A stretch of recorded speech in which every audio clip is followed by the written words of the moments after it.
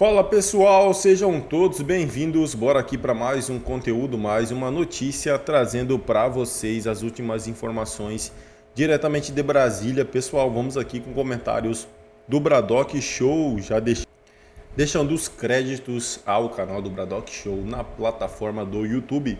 Se não é inscrito no canal, se inscreva, deixe seu like e seu comentário, que isso faz uma enorme diferença para a gente aqui dentro da plataforma. E pessoal, não se esqueçam de comentar de qual cidade vocês estão nos assistindo agora. Bora pro conteúdo, bora pra notícia.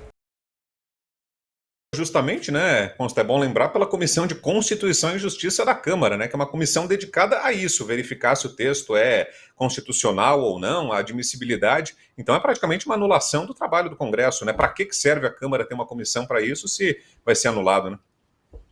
Para que serve o Congresso como um todo, né? Se na interpretação desse pessoal a última palavra sobre o que é constitucional ou não cabe ao Supremo e ponto final, e nada mais pode ser reformado nesse sentido.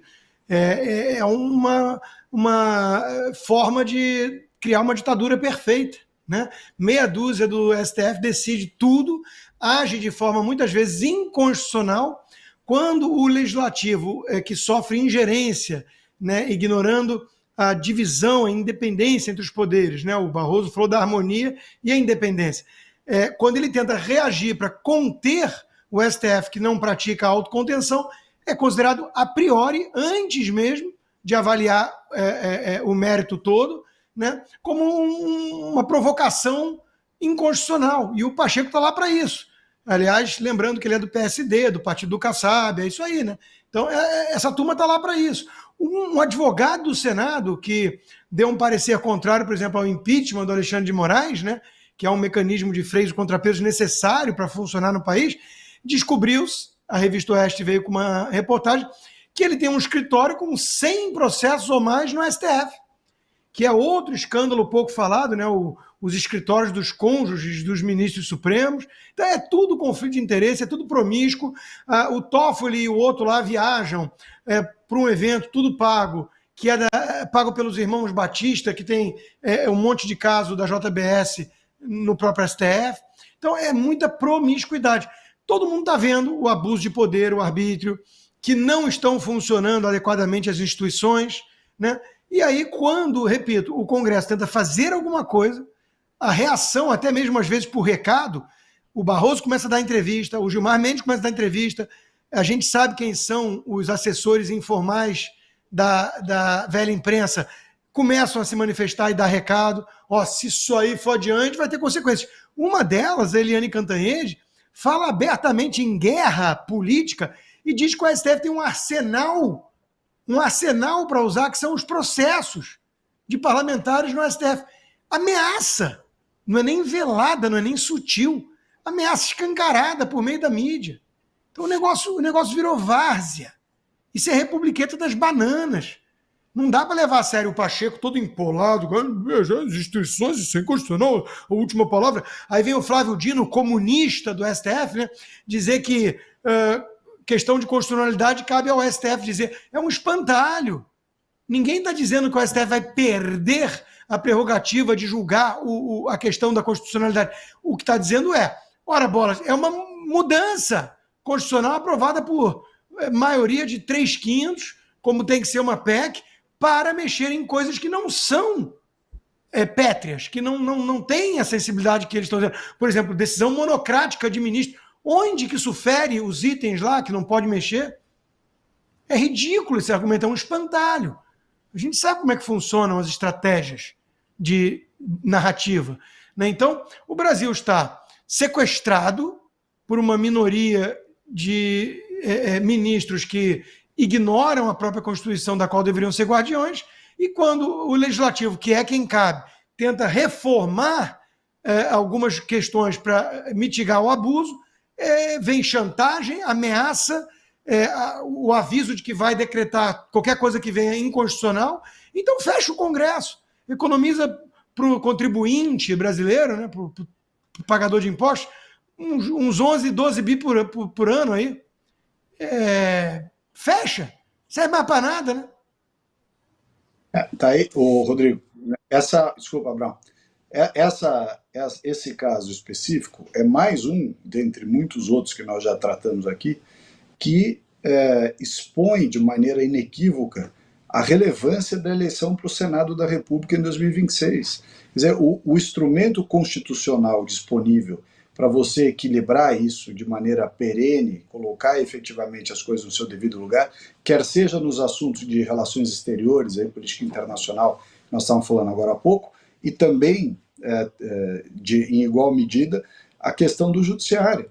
É o Senado da República. Quando eu estou falando aqui desde sempre, olha, eu quero sair da posição de deputado federal para ir para senador, junto com tantos outros que são bons nomes que por aí também querem, em outros estados, é justamente por isso, porque ou a gente coloca ordem no Senado, e o Senado não pode ter, na hora que você olha a composição atual do Senado brasileiro, você vê que o Senado está cheio de gente lá com o rabo preso, está cheio de gente lá que é do conluio, do conchavo, do time. Quer dizer, não adianta você ter um pessoal sentado na cadeira de senador se o cara não tem a mínima condição, seja moral, ética ou cultural, né, intelectual, de fazer o que tem que ser feito. Quer dizer, e o que tem que ser feito é cumprir a regra. Ninguém quer nenhuma medida de exceção, nenhuma medida fora do curso legal, né? O Senado ele tem um papel diferente da Câmara, tem outros papéis importantes, e o Senado tem esse papel fundamental. Perfeito. A gente já volta aqui a conversar com Consta, com Salles. Antes eu tenho um recado, aliás, 2 recados. ¿Quién es el vocero que colocan a decir las cosas más bárbaras contra nuestro país a través de esa llamada izquierda?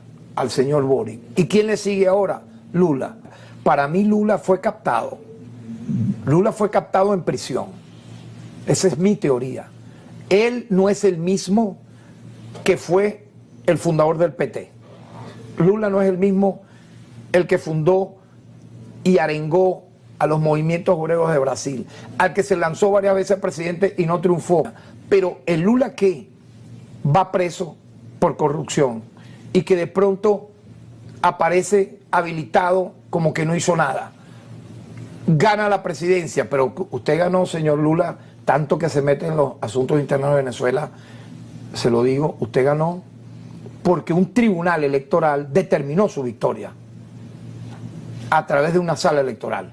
Lo que en Venezuela hizo la sala electoral en el caso del contencioso electoral, que el propio presidente, en ese momento candidato presidente Nicolás Maduro, mete en la sala electoral. Y entonces, ¿por qué usted, señor Lula, sí le fue bien ahí y por qué en el caso de Nicolás Maduro no? Parte de esa llamada izquierda captada por la CIA y por los Estados Unidos en América Latina ahorita tiene 2 voceros, que son Lula, que no es el mismo que sale de prisión por todo lo que se le acusó ahora, no es el mismo en nada, ni en su físico, ni en cómo se expresa. Esse é o procurador-geral da Venezuela, falando aí sobre Lula. Rodrigo Constantino, como interpreta constar essa fala? É jogo de cena? Qual que é? Olha, em primeiro lugar é muito divertido, né? Ver que na Austrália o Lula já é extrema-direita golpista, né? Cooptado pela CIA, né? A esquerda radical é autofágica, né? Eles criam uma narrativa fantasiosa. Hoje eu vi o imitador de focas batendo um papo com o invasor de propriedades lá, que disputa o segundo turno em São Paulo, e eles acusavam o Ricardo Nunes de ser extrema-direita. Então, de novo, né, uma nota só que eles têm, todo mundo é espião da CIA, golpista, extrema-direita, fascista, nazista, blá, blá, blá, e isso vai sendo usado até contra eles, né, até dentro do quintal, porque é o que resta. O caso do golpe escancarado, mais um na eleição da Venezuela, é um fardo para o PT e para a turma da Globo, do STF no Brasil, porque é uma lembrança de que toda a narrativa que eles adotam no Brasil é fajuta. Porque o procurador-geral, o Maduro, a mulher da Suprema Corte venezuelana, todos repetiram a mesma ladainha. Mas uma Corte Suprema decidiu: você é contra a soberania nacional? Você é golpista? Então é a mesma balela. E como é que fica o Alexandre de Moraes, a Globo, o Lula? Não tem o que falar, né? Então o Lula fez um papel sujo, dúbio aí, que ele quis, nas aparências ir contra mais um golpe, dessa vez muito escancarado, todo mundo observando, do colega, do companheiro Maduro, e ele, na prática, não fez nada, tanto que está lá, o Celso Amorim já calou a boca, o Maduro, vida que segue, o PT vai sempre apoiá-lo, o Lula, inclusive. Mas ele fez um jogo de cena para os globalistas, porque o PT é uma aliança instável, por isso o Alckmin está lá. O ladrão quer voltar na cena do crime, e o Alckmin voltou junto, porque é uma aliança instável entre globalistas, tucanos e comunistas do Foro de São Paulo. Então, o Lula, para agradar os parceiros globalistas, falou, Maduro, cadê a prova? Aliás, inclusive, de forma indireta, elogiando o voto impresso, né? Falou, lá na Venezuela, disse o Lula numa entrevista, eles têm como comprovar o voto, por que não apresenta? Né? Então, quis dar uma de bonitão para a turma globalista, serrar fileira ali com a turma da Europa, e o Maduro não gostou desse teatro mequetrefe. Falou, companheiro, para cima de mim? Pô, você fez a mesma merda aí no Brasil, não vem com essa não. Pô, tinha de ser malandrinho. Né? Então, é isso que está acontecendo. Todo mundo, na prática, golpista, todos os comunistas safados, o Lula não vai romper com a Venezuela coisa alguma, se passar um pouquinho mais de tempo só, ele estende mais um tapete vermelho para o companheiro Maduro, ele não tem nenhum problema com isso, mas ele queria fazer um bonito com os coleguinhas da Europa, né? E o Maduro não achou graça nisso. Então é só isso que aconteceu, o Brown. O teatro deu um ruído extra aí, mas na prática todos eles usam sempre a mesma narrativa, né? E é engraçado ver o Lula sendo chamado pelo companheiro Maduro, pelo regime do Maduro, de agente da CIA. Né? Bem-vindo ao time, Lula. Eu imagino que eu também seja um, né, para a ótica do PT. Então, bem-vindo, companheiro. Somos todos. É isso aí, pessoal, e vamos aqui para mais uma notícia. Pacheco tranquiliza ministros do STF e diz que não dará seguimento à PEC que mira a corte. Que covarde, né, pessoal? O presidente do Senado decide adotar tom ecoado por Luiz Roberto Barroso, externando que o tema em questão é inconstitucional. O presidente do Senado, Rodrigo Pacheco, que está de olho em uma candidatura ao Executivo de Minas Gerais em 2026, procurou tranquilizar os ministros do Supremo Tribunal Federal ao afirmar que não permitirá o avanço da proposta da emenda à Constituição, a PEC, que prevê a revisão das decisões do Supremo Tribunal Federal pelo Congresso Nacional. A proposta apresentada pela Câmara dos Deputados foi rechaçada por Pacheco durante um evento em Roma, onde também participou o presidente do STF, Luiz Roberto Barroso, que compartilha a mesma visão. Pacheco classificou a medida como inconstitucional, justificando que a palavra final sobre a legalidade de uma lei em um Estado democrático de direito pertence ao STF. A palavra final sobre a constitucionalidade ou inconstitucionalidade de uma lei num país democrático de Estado de direito é do Supremo Tribunal Federal. Nós não discutimos e não questionamos, disse o presidente do Senado, firmando linhamento com o Judiciário. Luiz Roberto Barroso também criticou a proposta, afirmando que permitir que o Congresso suspenda decisões do STF seria um retrocesso. Comparando a ideia ao que foi previsto na Constituição de 1937 em pleno regime ditatorial. Para Barroso, tal medida seria incompatível com os princípios democráticos consagrados na Constituição de 1988, que defende a independência e a harmonia entre os poderes. É isso aí, pessoal. Agradeço a vocês pela companhia. Se não é inscrito no canal, se inscreva. Deixe seu like e seu comentário, que isso faz uma enorme diferença para a gente aqui dentro da plataforma.